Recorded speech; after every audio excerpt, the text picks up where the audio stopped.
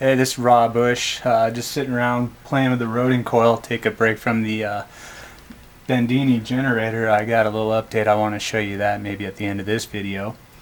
But I found some really interesting stuff out on the Rodin coil today.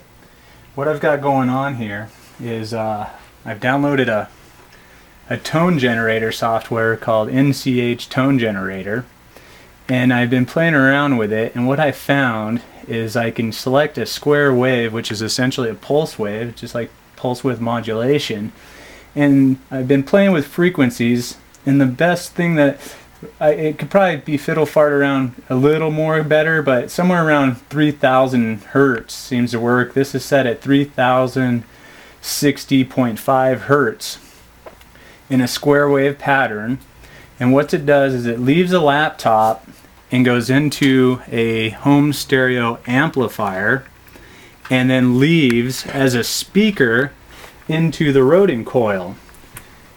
Now what happens is when I'll go ahead and turn the tone on, we don't really hear anything.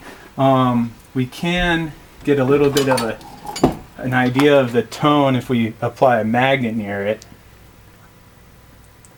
I don't know if you can hear that. There, you could probably hear that now, right? But so what we got going on here is we're sending the audio or the pulse tone into the Rodin. We're just using one coil. For best results, I've been playing with it for about an hour. Sending it back in doesn't really do nothing. If you double it up, it actually cuts it down to just about nothing. But what I wanted to show you here is inside the center of the Rodin coil is just a bifiller coil that I made for one of my Bendini motors, and I don't even know how many turns. It's just a solder core from a spool of solder. I believe it was 26 or 28 gauge wire, 1-for-1 wrapping or whatever. And I was playing around with that too a little bit, and what I found, I was getting the best results by putting them in series. So one coil, the end of one coil goes into the start of the next and so forth, and comes out. But what I found is an excellent voltage increase. We're using the AC scale, and we're just gonna, this will be measuring the AC, or the voltage, coming in from the stereo to the Rodin. And yeah, right about 10 volts. Its stereo's probably almost turned up all the way. But what we got coming out of here is a whole nother story.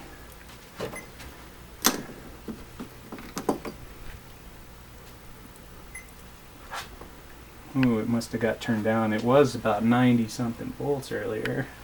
Let me turn the stereo up a little more. And that's all the way. Let's turn that down. So we're 94 volts there. We'll go back to check the other one just to see. It probably turned it up to about 12 maybe. Yeah, 11.6 to almost 94 volts out. Now, was it usable? What I thought is this is a little 120 volt neon bulb used in the Bendini circuits to protect the transistors. And if I connect this just like the Rodin with the same, what was it, 11 volts or something, it does not turn on. Which doesn't surprise me because it's not really no voltage there.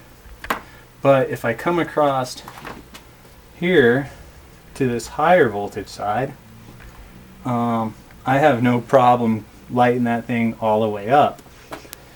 Now, it's like, well, that's kind of cool. So I tried, this is a 5-watt, 120 volt LED replacement house lamp, and we'll put these in series.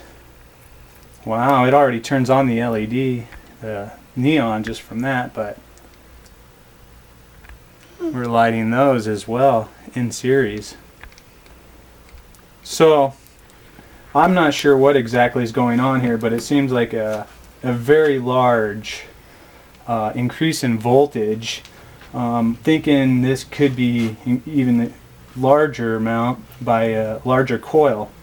The whole thing that sent me on the idea was Floyd Sweet's vacuum triode, and the basis of that was two magnets that had a moving magnetic field, and that provided the means of his system working.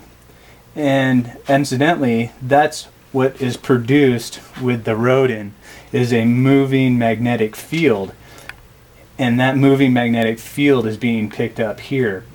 So I'm trying to think of it more like the vacuum triode amplifier. Wondering if maybe a second Rodin coil on top and try to phase them right, something like that. But I think we're on to something here, and I just wanted to show you guys that because I thought it was pretty darn cool. But anyway, let me show you the generator upgrade here too while I'm at it. In the book it says the brush, at least one brush, should be adjustable. So what I did here is I came and made an adjustable guide here so my brush can actually swing, oh, I don't know how many degrees it is, maybe 45. And that is connected to the brush. Oh, we can't really see that too well, but you can kind of get the idea there as we can time that a little bit. But I've been doing some other reading. I want to do some more changes to it, so we haven't been playing with it too much. Wanted to take a break and play with the Rodin for a minute, but that's where I'm at. This is Rawbush. Peace.